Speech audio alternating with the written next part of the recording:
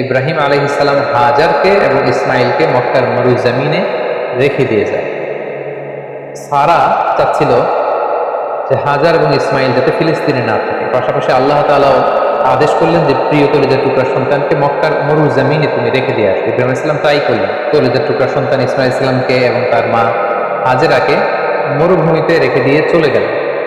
একা ধুধু প্রান্তরে হাজেরার কাছে কিছু নেই, সামান্য কিছু খেজুর আর এক মশক পানি।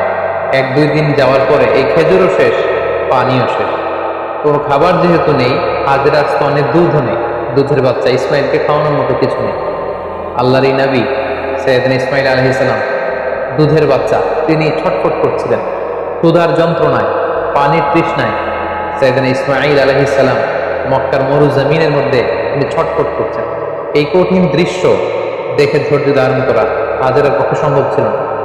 তিনি সৈয়দনা ইসমাইল ইসলামকে মরুভূমির মধ্যে রেখে পানির সন্ধানে পাশে একটা ছোট পাহাড় ছিল, পাহাড়টির নাম হচ্ছে সাফা। এই সাফা পাহাড়ের উপরে তিনি আরোহণ করলেন। দূর মরুভূমির এদিক সেদিক তিনি খুঁজতে আরম্ভ করলেন, কোনো কাফেলা দেখা যায় কিনা, কাউকে দেখা যায় কিনা, পানির কোনো সন্ধান করা যায় কিনা। না, তিনি কাউকে দেখতে পাচ্ছেন না। আবার তিনি সাফা পাহাড় থেকে নেমে পাশে আরেকটা পাহাড় ছিল, সেটার নাম হচ্ছে মারোয়া। দৌড়ে যে মারোয়াতে উঠলেন।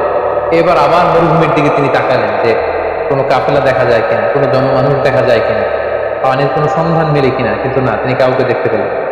আবার তিনি মারোয়া থেকে নেমে এসে সাফায় উঠলেন, আবার সাফা থেকে মারোয়া।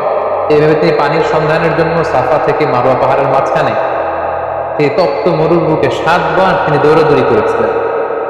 বিবি হাজেরার এই 7 বার টার্ন করাটা, এই দৌড়াদৌড়ি করাটা আল্লাহ তাআলার কাছে এত পছন্দনীয় হয়েছে।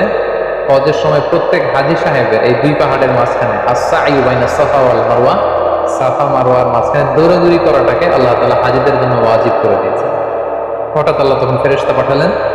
ফেরেশতা বলল, হাজার তুমি যাও, তোমার দুধের ছেলে ইসমাইলের কাছে যাও, তার পাশে তুমি জমজমের কুয়া দেখতে পাবে। তিনি গেলেন, যে দেখলেন ঠিকই মরুর জমিন পুড়ে সেখান থেকে কল কল করে ভিতর থেকে পানি বের হচ্ছে। তিনি দেখে তিনি অবাক হলেন, তিনি আল্লাহ শুকরিয়া আদায় করলেন। এটাই হচ্ছে সেই জমজমের কুয়া। এবং সেখান থেকে তিনি পানি পান করলেন, মশকের ভেতরে পানি ভরে রাখলেন, দুধের শিশু ইসমাইলকে পানি পান করালেন। তিনি দেখতে পেলেন পানি শুধু বেরোচ্ছে আর বেরোচ্ছে, পানি যেন চলে না যায় চারদিকে। তিনি বালু দিয়ে বাঁধ দিতে লাগলেন। আমরা যেমনি পানি ঠেকানোর জন্য বেরি বাঁধ দিই, তেমনি হাজার তিনি বালু দিয়ে বাঁধ দিতে লাগলেন। হাজার কিন্তু আরবি ভাষা জানতেন না, তিনি জানতেন ইব্রানি ভাষা, এবং ইসমাইল আলাইহিস সালামও তো ছোট বাচ্চা। সো হাজার ইব্রানি ভাষায়, তার নিজের ভাষায় বালি দিয়ে পানিটাকে আটকে রাখার চেষ্টা করছিলেন, আর ইব্রানি ভাষায় বলছিলেন ঝাম ঝাম, মানে স্টপ স্টপ, থাম, পানি চলে যাস না। তিনি পানি আটকানোর জন্য বাদ দিয়ে নিজের ভাষায়, ইব্রানি ভাষায় তিনি বলছিলেন ঝাম ঝাম, মানে থাম থাম। তো ওনার মুখনিসৃত এই ঝাম ঝাম শব্দ দুইটা আল্লাহ তাআলার এত ভালো লেগেছে, কিয়ামত পর্যন্ত এই পানির কুয়ার পানির নাম আল্লাহ তাআলা এটাকে জামজামের কুয়ার পানি হিসেবে নাম করে দিলেন। সুবহানাল্লাহ। ইন দ্য মিন টাইম ইয়ামান থেকে একটি ব্যবসায়ী কাফেলা পাশ দিয়ে যাচ্ছিল। কাফেলাটির নাম হচ্ছে জুরহুম। জুরহুম গ্রুপের একটি কাফেলা, জুরহুম কওমের। তারা হঠাৎ করে মক্কার আকাশে পাখি দেখতে পেল। এর আগে কখনো মক্কার আকাশে তারা পাখি দেখেনি। আর আরব এলাকায় কোনো এলাকার উপর দিয়ে পাখি উড়াউড়ি করা মানে সেখানে পানির অস্তিত্ব রয়েছে। কাফেলার প্রধান বলল, এখানে পাখি আসলো কোত্থেকে? মক্কার এই লোকেশনে তো কখনো আমরা এত বছর ধরে এখানে কাফেলা নিয়ে আসা যাওয়া করি, আমরা তো পাখি দেখিনি, নিশ্চয়ই এখানে পানির কোনো ব্যবস্থা রয়েছে। তারা যে দেখলো যে একজন নারী, সাথে দুগ্ধপোষ্য ছোট্ট বাচ্চা, আর পাশে একটা কুয়ার মতো, ভেতর থেকে শুধু পানি বেরোচ্ছে। তারা হাজেরার কাছে পানির অনুমতি চাইল, হাজেরা পানির অনুমতি দিলেন। তারা পানি খেয়ে তৃপ্ত হলো। তারা বললো যে আপনি যদি অনুমতি দেন তাহলে আমরা এই পানির আশেপাশে বসতি করতে চাই এবং আমাদের এলাকাবাসীদের সবাইকে এনে এখানে রাখতে চাই। বিবি হাজেরা বললেন, হ্যাঁ অবশ্যই, তোমরা আসতে পারো, পানি খেতে পারো, এখানে বসতি স্থাপন করতে পারো, তবে মনে রেখো এই জমজমের মালিকানা তোমাদের থাকবে না, ওনারশিপ থাকবে আমার কাছে। সুবহানাল্লাহ ওয়া বিহামদিহি। সাইয়েদনা ইব্রাহিম আলাইহিস সালামের দোয়ার ফসলে এখানে জনমানুষের আগমন ঘটতে আরম্ভ করলো। জমজমের পানির কথা চারদিকে ছড়িয়ে পড়তে লাগলো, এবং ছোট্ট দুধের বাচ্চা ইসমাঈল আলাইহিস সালাম বড় হতে লাগলেন। এবং সাইয়েদনা ইসমাঈল আলাইহিস সালাম এই জুরহুম গোত্রের লোকদের কাছে তিনি আরবি ভাষা শিখলেন। তাদের ছেলে মেয়েদের সাথে তিনি বড় হতে লাগলেন। অরিজিনালি তারা ছিলেন ইব্রানি ভাষার লোক, কিন্তু এখানে তিনি আরবি ভাষা শিখে ফেললেন। সাইয়েদনা ইসমাঈল আলাইহিস সালাম এই জুরহুম কওমের লোকদের কাছে বড় হতে লাগলেন। সেখানকার ছেলে মেয়েদের সাথে তিনি কথা বলতে বলতে আরবি ভাষা শিখে ফেললেন।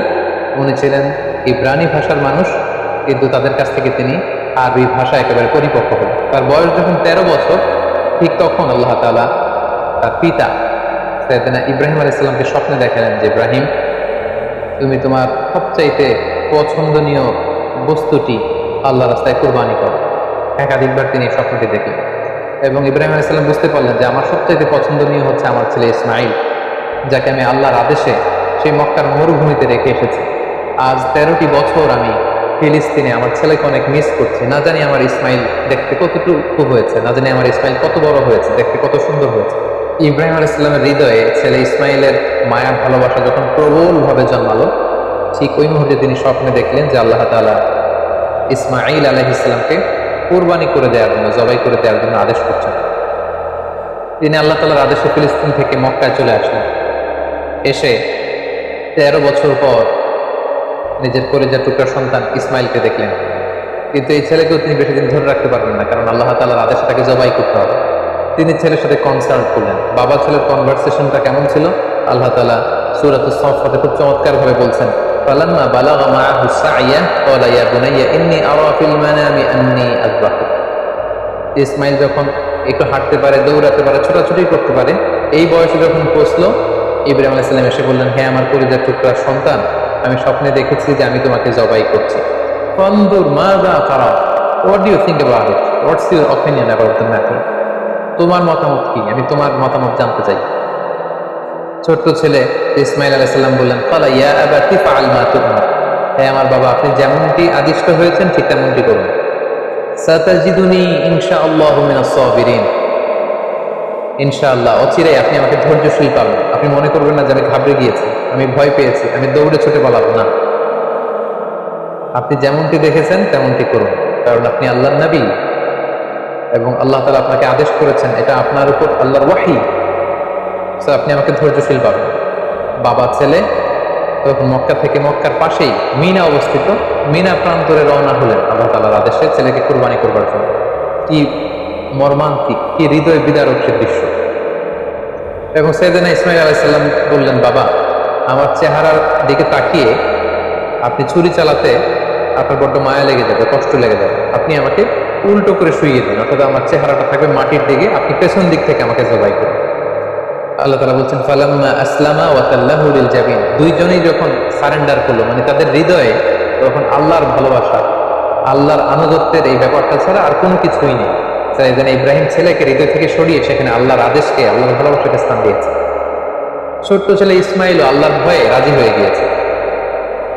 সাইয়েদনা ইব্রাহিম আলাইহিস সালাম তখন ইসমাইল আলাইহিস সালামের গলার মধ্যে ছুরি চালাবেন। আসলে এতটুকু পর্যন্ত অগ্রসর হওয়াটাই আল্লাহ তাআলা চেয়েছিলেন। আল্লাহ তাআলা চাননি যে পিতা ইব্রাহিমের কাছ থেকে শিশু ইসমাইলকে ছিনিয়ে নিতে। আল্লাহ তাআলা চেয়েছেন যে ইসমাইলের স্থান ইব্রাহিমের হৃদয়ে বড়, নাকি আমি আল্লাহর স্থান বড়। তিনি যখন ছুরি চালাবেন, পেছন থেকে ডাক আসলো, ওয়ানাদাইনাহু আইয়া ইব্রাহিম, হে ইব্রাহিম স্টপ, আর সামনে আগ বাড়ানো যাবে না, এখানেই থামো। কদ সাদ্দাক্তা রুইয়া, তুমি তোমার স্বপ্নকে বাস্তবায়ন করেছো, তুমি তোমার স্বপ্নকে বাস্তবায়ন করে দেখিয়ে দিয়েছো। ইন্না কাযালিকা নাজজিল মুহসিনিন, এভাবেই আমি যারা সৎ কর্ম পরায়ণশীল তাদেরকে প্রতিদান দিয়ে থাকি। ইন্না হাযা লাহুল বালাউল মুবিন, নিশ্চয়ই এটা অনেক বড় পরীক্ষা, এই বড় পরীক্ষাতেও তুমি বাপ্পাটা তোমরা উত্তীর্ণ হয়েছো। ওয়াফাদাইনাহু বিযিবহিন আযীম, আল্লাহ তাআলা বলছেন, জান্নাত থেকে একটা বকরি এনে, একটা ভেড়া এনে আমি ইসমাইলকে সরিয়ে দিলাম, ইসমাইলের জায়গায় ওই বকরি কুরবানি হয়ে গেল। আল্লাহু আকবার। সাইয়েদনা ইসমাইল আলাইহিস সালাম বেঁচে গেলেন। ওই যে মিনা প্রান্তরে সাইয়েদনা ইব্রাহিম আলাইহিস সালাম ছেলের বদলে বকরি জবাই করলেন, এই দৃশ্যটাও আল্লাহ তাআলার এত ভালো লেগেছে, কিয়ামত পর্যন্ত 10 জিলহজে গোটা বিশ্বের সব সমর্থমান বিশ্বাসীদের জন্য এরকম জবাই করা, স্যাক্রিফাইস করা, অ্যানিমালসকে স্লটার করা আল্লাহ তাআলা ওয়াজিব করে দিয়েছে। তার মানে কুরবানির যে বিধান, এটা আমরা সাইয়েদনা ইসমাঈল আলাইহিস সালামের বদৌলতেই পেয়েছি। কেন আল্লাহ তাআলা এমনটি করলেন? আল্লাহ তাআলা চাইলেন যে আমি দেখতে চাই ইব্রাহিমের হৃদয়ে কে বড়, কলিজার টুকরা সন্তান ইসমাইল বড়, নাকি আমি আল্লাহ তাআলা বড়। এখান থেকে আমাদের জন্য শিক্ষা হচ্ছে, ইব্রাহিম আলাইহিস সালামের হৃদয়ে সবচাইতে পছন্দের জায়গাটা ছিল তার সন্তান ইসমাইল, কারণ 86 বছর পর একটা সন্তান পেয়েছে। কত মায়ার জায়গায়, কত আদর এবং ভালোবাসার জায়গায় তিনি হৃদয়ে তাকে স্থান দিয়েছেন। আল্লাহ চেয়েছেন না ওই জায়গায় যেন আল্লাহর ভালোবাসাটা থাকে। এই জন্য ইব্রাহিম আলাইহিসসালামের উপর সবচেয়ে বড় পরীক্ষা তিনি চাপিয়ে দিয়েছিলেন।